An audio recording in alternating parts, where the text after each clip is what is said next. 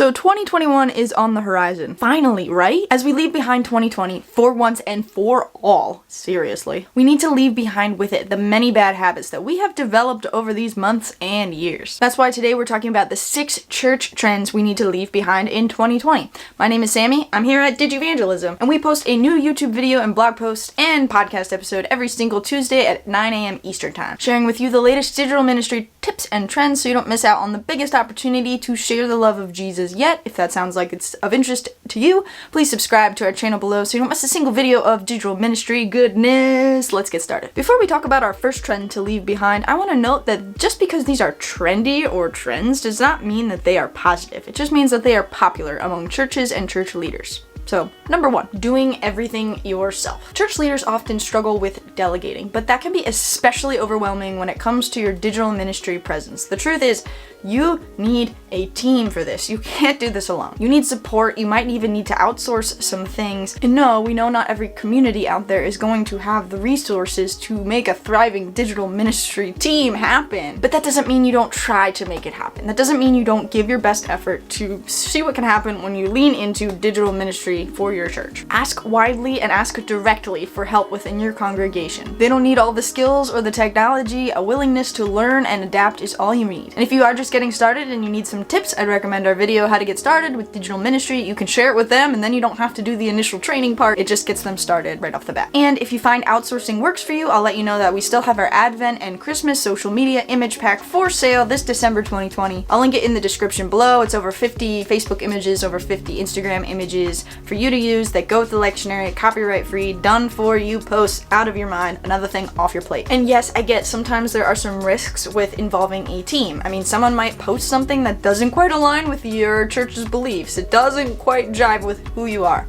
That's okay. It happens. You can use it as a teaching moment and move on, move forward. And in a similar vein, these helpers that you have on your team might not use the technology correctly and might make some mistakes along the way. And again, that's okay. Use it as a teaching moment.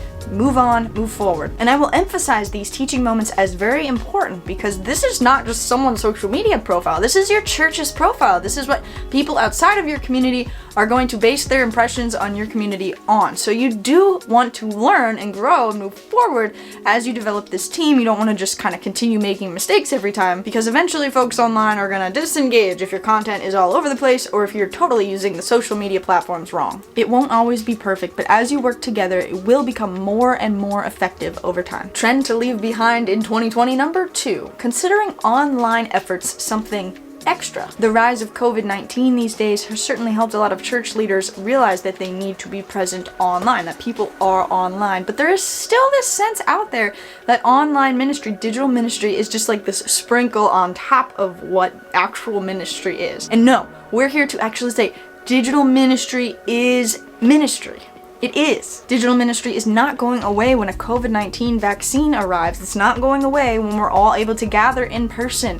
It's still just as important and it's just as much ministry. So please don't treat this as a phase that we are just passing through. In reality, we are learning a new way to be church in our world today. I know it seems a lot to take that in all at once, but please just consider the beauty in the chaos of it all. I mean, people from across the country, across the world even, could technically join in together in community, in your church, despite the distance. Church is not a building. That's something we like to throw around as like a nice phrase because community is important. But what if the building is not necessary at all? And I'm not saying get rid of your buildings. I'm just saying that church can be church in many places all at once and we can still be connected. Digital ministry is ministry. And so don't let your digital ministry efforts just be whatever extra energy you have that day. Really focus on what you're doing, your digital ministry strategy, knowing that it is just as important as anything you might do offline. Trend to leave behind in 2020, number 3, playing it safe. Sticking to what you know how to do online is easy. And sometimes it might just be necessary because you don't have the bandwidth to learn anything new.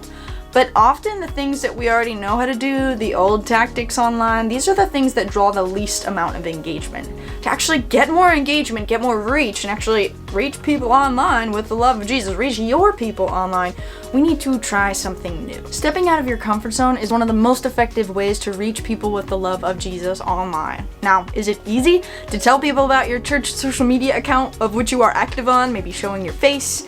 showing a video of yourself? Is it easy to interact with others on stories? No, it's usually not. But is it more effective than a static image graphic that we often post? 100%. Now don't get us wrong, we love a good image post. We made a whole Advent and Christmas pack for church leaders to reach people online in the Christmas season, which you can find linked in the description below if you're interested. We also regularly post pictures on our DIGI social media accounts of just text, graphics, no faces. But that's not all we do, and that can't be all that you do. We need to also step out of our comfort zones and try something new. Seek out those features that your people are using, your people are responding to, and dive in, fear and all. Trend to leave behind in 2020, number 4, hiding. Hide it under a bushel? No!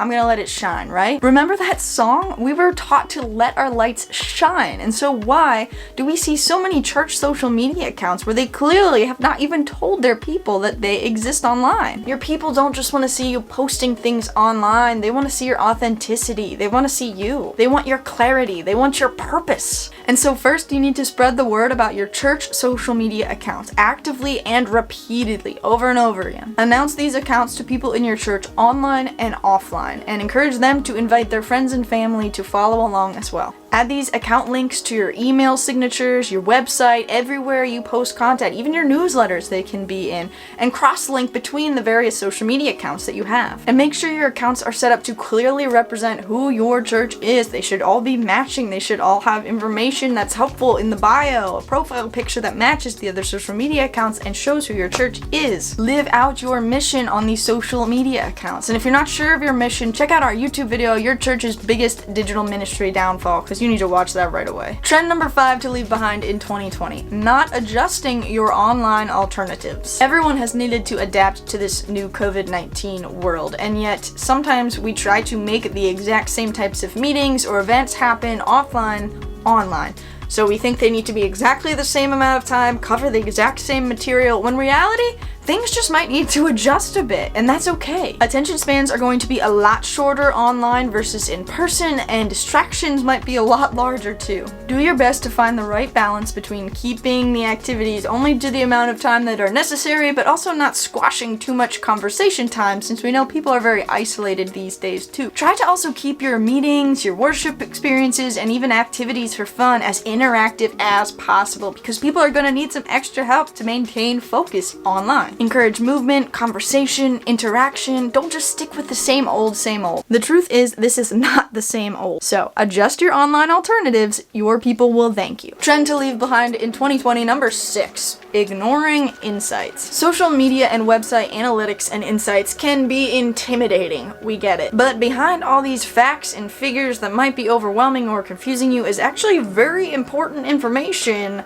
the preferences of your people. Insights tell you what your people prefer to see, what your people enjoy interacting with. Pay close attention to what is working on all of your social media accounts. Check in every 3 to 6 months if you can to actually analyze, okay, which posts reached people best, and how can I do more of what is working and less of what isn't working? As you respond to what your people are best interacting with, your people are bound to respond positively to your new content, which engages them even more effectively. And that is it for today, friends. If you found this video helpful, please like it and subscribe to our channel. Not only will this make sure you don't miss out on a single video sharing our digital ministry goodness, but it will also help the YouTube algorithm get this video out to more and more people who need to hear it and leave these trends behind in 2020. Today, my friends, we brought the knowledge, and now it is your turn to put it into action. Peace.